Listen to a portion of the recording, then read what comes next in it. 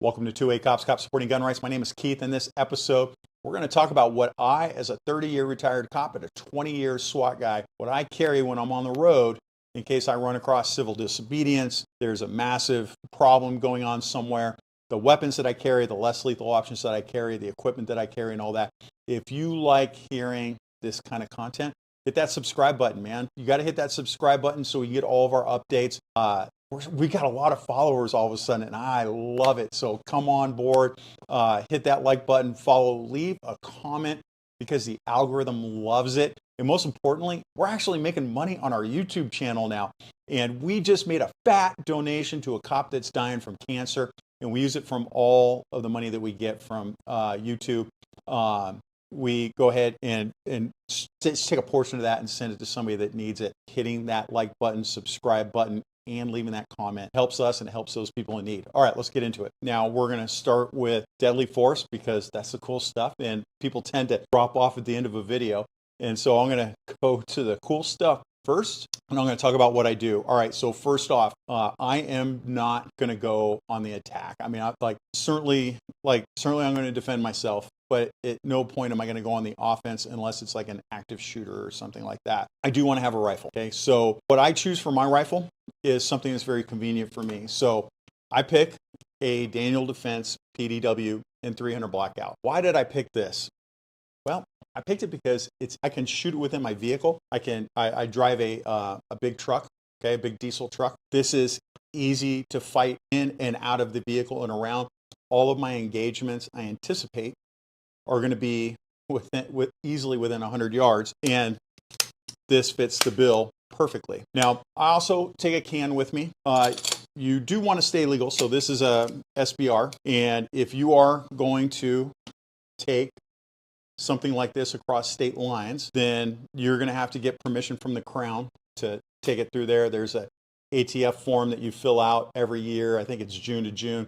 Guys, in the comments, you can write down what the form number is. I can't remember the exact form number. Fill that out, and then you can, as long as the state you're going to allows you to have SBRs and silencers and all that stuff. If they don't, so as an example, I do travel to states that don't allow SBRs or silencers. In that case, I still bring a rifle. I usually and I go to those communist states and I absolutely hate it, but usually I bring a semi-auto rifle that fits within their laws so that I don't get in trouble. Now, I'm not worried about the cops jacking me up. What I'm worried about, what I've seen more of is, I'll give you an example. I'll give you a perfect example. There was a man that left an SBR in his hotel room in Northern California. That is a prison term to have an SBR in California. The maids called and said, there's this rifle in the motel room because somebody left it behind. The cop showed up, figured out who it belonged to, and said, hey, come pick it up. And so the guy came and picked it up, and that was it, because it was between the cops and the man. What I'm worried about is somebody breaking into my vehicle during the moment that I'm away, and I'll talk about securing your rifle in a vehicle in a moment. Things still do happen as somebody stealing that weapon that I'm not supposed to have in that state, and then when I report it, because I'm going to have to,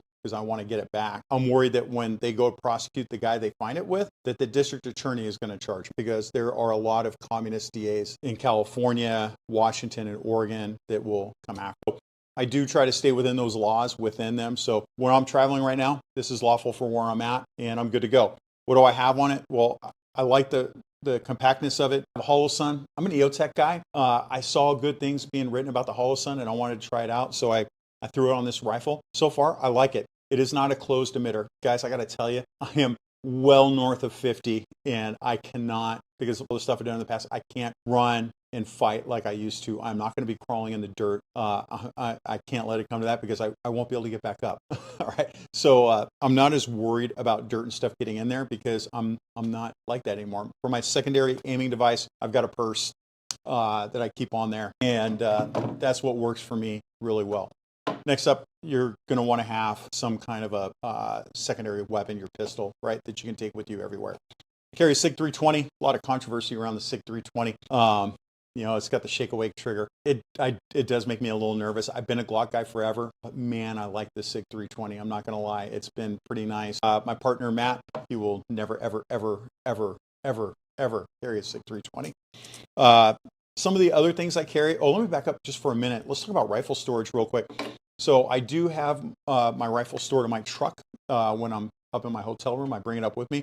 I have a backpack, and this is another reason why I picked this very small weapon. I have a backpack that I keep this in. So I collapse it all the way down. This whole thing fits in my backpack, and I take it with me. I am in a crappy place right now. I am not in a nice town. There's meth fiends and transients all over the place. So I do want something with me, but I don't want everybody to see me that I'm bringing a rifle in, because then I become a target.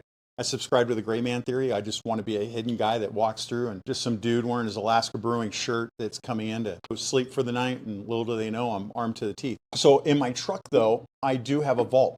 I've got a Diamondback cover, which is probably one of the more secure tonneau covers, and I've got a vault within that. I've got truck vault, where like the drawer you pull out and you can store everything in there. They can break into it. I can break into it. It's just going to be a chore. And most of your meth addicts or fentanyl addicts aren't, from my experience, aren't going to spend that much time. So you do want to secure your stuff and not leave it in the vehicle where somebody can steal it. Try and keep it with you. But when I'm teaching my class and everything, it is most certainly in my truck, because I'm not going to leave it in the hotel room, although I'm staying in a nice hotel. Some of the other things I bring with me, I bring handcuffs. Why? Which is kind of funny. I'm in a hotel room with handcuffs. All right, so why do I bring handcuffs?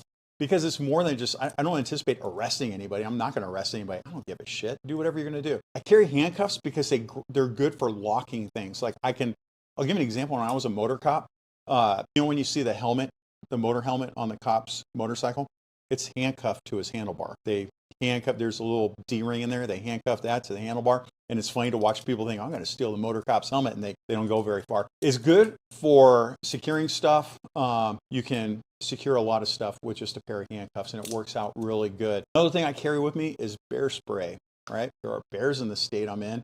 There are bears in the state I live in, but here's my real bear spray. But with that said, I do carry bear spray because every state has a different chemical agents law. They talk about like when you might have to have some states you might have to have a license to have pepper spray, which is dumb. What I like about bear spray is you don't need a license for bear spray, and it's got oleoresin capsicum in it. It is pepper spray, and it comes in a much larger container. So not everything is deadly force. I use pepper spray on a lot of people, including in riot control situations, and having as much as you can in one bottle to keep people away works very, very well. I like it as an option, just something to think about. Okay, I keep all of this in a nice backpack. I can keep all of it in there, all nice and secure. Everything's got a little spot that I can put it in. Last but not least, I didn't bring it with me because I totally forgot, and I wish I could bring it here to show you.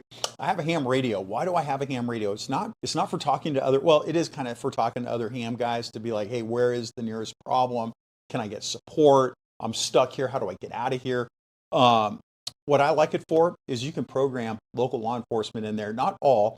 Like the city I'm in a very big city right now. I know that they're probably 800 megahertz, that they're using encrypted channels, and it makes it kind of tough. I mean, you could listen to Broadcastify or one of the other scanner apps, but you don't listen to the whole thing. You don't hear the incident commander talking to a tactical commander and hearing more of the tactical stuff that's happening to help you avoid certain parts of town when stuff's going down. But when you're going through some of these more rural areas, a lot of them are still on VHF, UHF, or more VHF, and you can program that into your radio. Not that I want to talk to them, certainly because I can pull it off. I know what to say and how to say it. It is more for listening, so I know what's up ahead, and so I get good intelligence from that.